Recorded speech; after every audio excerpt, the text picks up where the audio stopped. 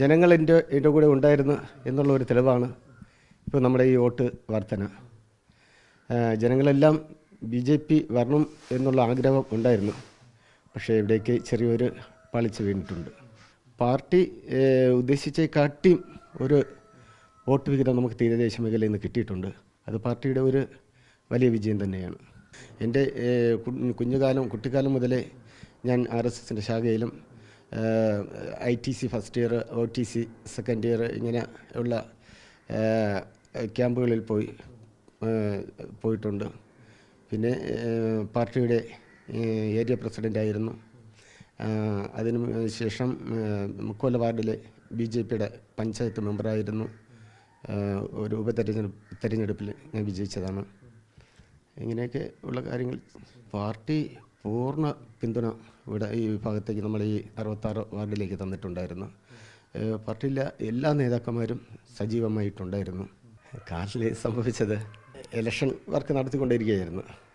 ചിറയിക്കോട്, തെന്നൂർകുളം ചിറയിക്കോട്, അവിടെ ഒരു ക്ഷേത്രമുണ്ട്. അവിടെ ക്ഷേത്രത്തിന് ഒരു കുളമുണ്ട്. അപ്പോൾ ആ കുളത്തിന് സംരക്ഷണ ഭിത്തിയില്ല.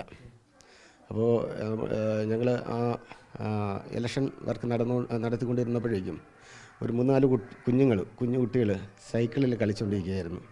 അപ്പോൾ യാദൃശ്യമായിട്ട് പെട്ടെന്നൊരു കുട്ടി കുളത്തിലേക്ക് വീണ്, സൈക്കിളോടെ വീണ്. ഞാൻ നോക്കിയപ്പോൾ കുട്ടി പുല്ലിൻ്റെ അടിയിലായിപ്പോയി.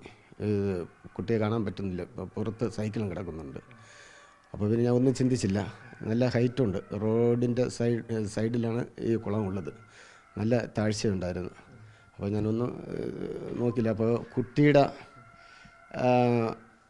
ജീവനാണ് ഞാൻ മുന്നിൽ കണ്ടത്. ഞാനത് പെട്ടെന്ന് എടുത്ത് ചാടി സൈക്കിൾ മാറ്റിയിട്ട് കുട്ടിയെ എടുത്ത് രക്ഷപ്പെടുത്തി.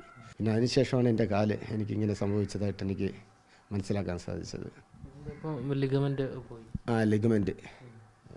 അതിന് ചെറിയൊരു വലിവ് സംഭവിച്ചിട്ടുണ്ട്.